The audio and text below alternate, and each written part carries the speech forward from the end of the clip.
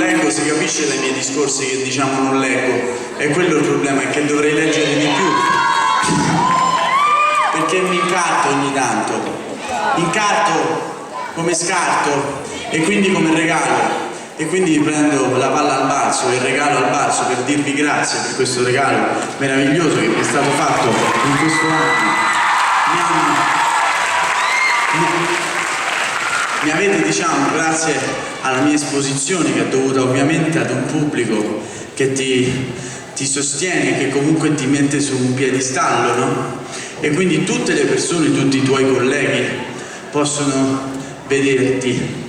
E uno di questi colleghi, che io ovviamente non ritengo mio collega perché è troppo in alto per me, è uno dei cantautori, degli autori, dei musicisti, dei poeti più bravi che abbiamo, secondo me, e non solo secondo me, in Italia.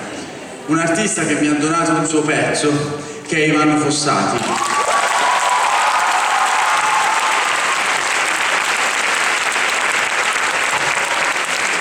Un pezzo che io con molto timore, diciamo, ho provato a riarrangiare.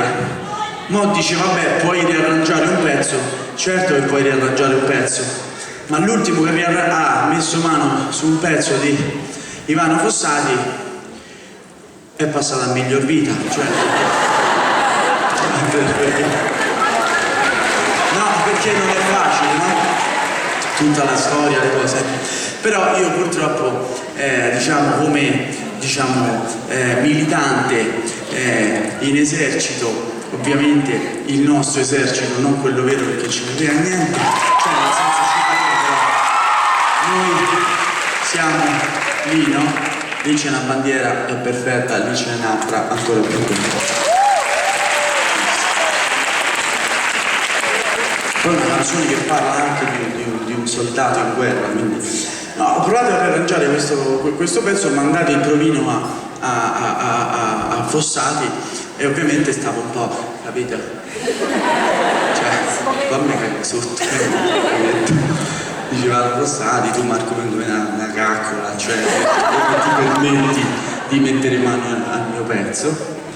Mi ha richiamato dopo un'ora di attesa interminabile, un'ora che era una settimana, un anno praticamente per me, e mi fa: Marco, il pezzo mi piace tantissimo come lo hai riarrangiato, è perfetto così, non ti devo dire più altro, anzi ti dico una cosa, lo firmiamo insieme questo pezzo, quindi aver firmato un pezzo con Ivano Fossati per un regalo.